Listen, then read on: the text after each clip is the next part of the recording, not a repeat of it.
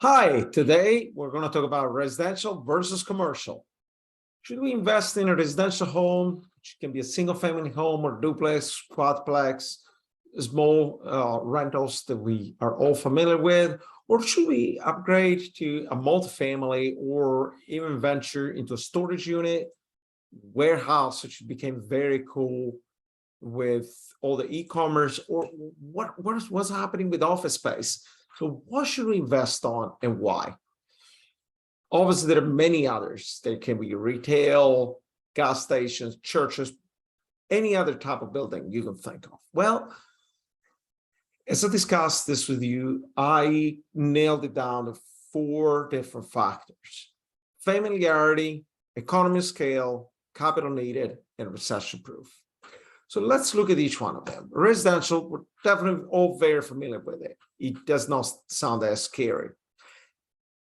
There is no economy of scale because every renter you get is going to be in a different location, unless you go and you can buy a whole street or a whole neighborhood, in which case you would already do a multifamily. It is quite hard. I own personally 33 rentals all over the place.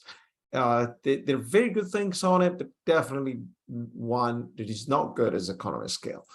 Capital needed, to your surprise, is going to be a yellow. While there are different mortgages products, etc., mortgages are a bit of a pain. You can call me, I can help you if you need to. But there are actually surprisingly other classes where it is even a little easier to invest.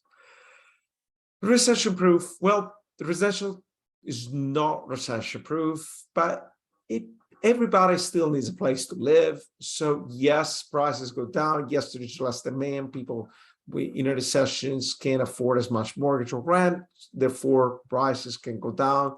But it is quite mitigated by the fact it's an essential product. Multifamily. Most of us have lived at a certain point in our life in multifamily. We're kind of familiar. We understand it. It's not as easy to understand as residential, but it's not rocket science either. Economy scale is great. Once you get to 20, 30 plus units, you're going to have a personal side that gets free rent, does a lot of services for you with a great economy of scale, as everything is in one location.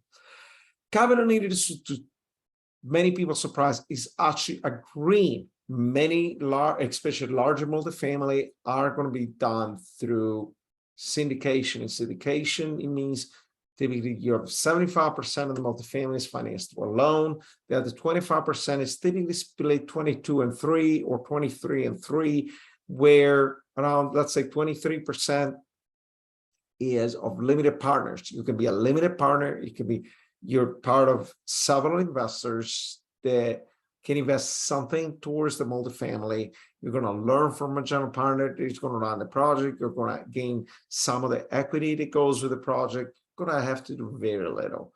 And you really, yes, there are some minimums, but you can invest probably as little as 50K into a project like this. On the flip side, if you decide to be a general partner, you're going to have your 2% in, which means with 200K, you control 10 millions. If you can stabilize and do a good value up project where you bring the building from 10 to 15 millions, you get a good slice of your equity increase of those 5 millions. And you only really put 2% out. You do need some experience in order to attract and brand in order to attract limited partners, but it's definitely doable. Call me if you need any help. They are recession proof. In the Great Recession, they had a foreclosure rate only of 0.4%. If you go deeper, what is really recession proof are the mid to low tier of the multifamily.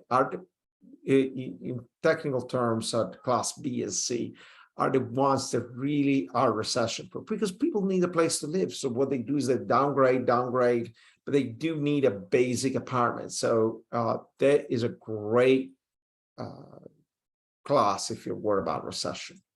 Storage units. We know what they are. Many people don't know and are not familiar with the ins and outs of the business.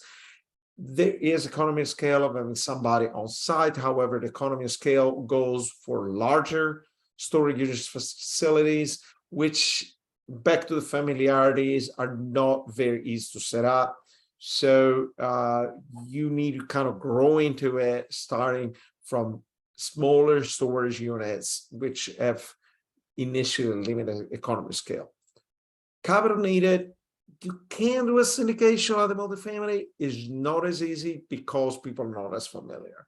So and getting a mortgage for storage units is definitely possible. It's not that difficult to get a storage unit cash flowing, doesn't require a lot of work, but you can call me. It's definitely more hassling for capital than other classes. Recession proof, I should have put 2 grams. This is the best class for the session because when people get evicted and people get foreclosed, people need to go back to live with their parents because they can't afford anymore where they live, they need storage. So storage unit actually flourishes, especially in the first part of a recession.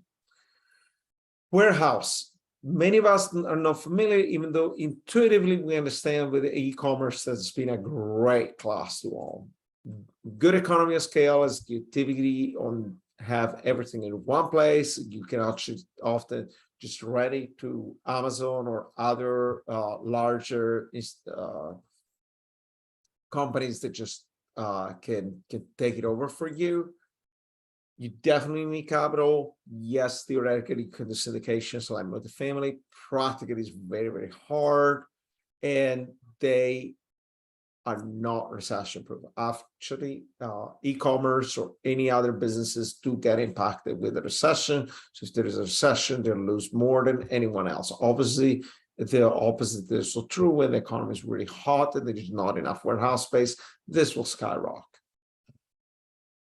Now, warehouse and office have kind of opposite dynamics. With COVID, there's been a lot of e-commerce, a lot of work from home. There and retail and offices have gone down, especially office space. So there's been a point in which there was much more demand than offer for warehouse, but now a lot of warehouses being built. The opposite is true for office.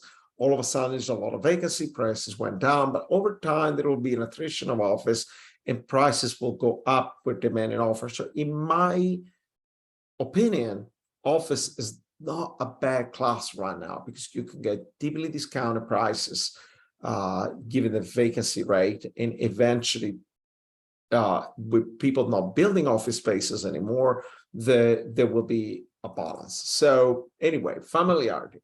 While many of us understand what an office is, you don't know the ins and outs, especially of complicated leases or things of that nature to go and rent it. However, there's a great economy of scale. I believe there's a great potential of appreciation right now. You definitely need capital. Hardest, they got a better reputation after COVID to do syndication, and they're not recession proof, but they have a great potential. Others just don't look at it right now, unless you're a seasoned investor and you've played around with heavily in one of the commercial sectors you see here, multifamily storage, warehouse, or office. Just don't venture in it. Retail is going through a great transformation. Many gas stations have some environmental issues you need to be aware, etc. Don't start with other classes that are not on the slide. Call me anytime for questions, 404-782-1545. Thank you.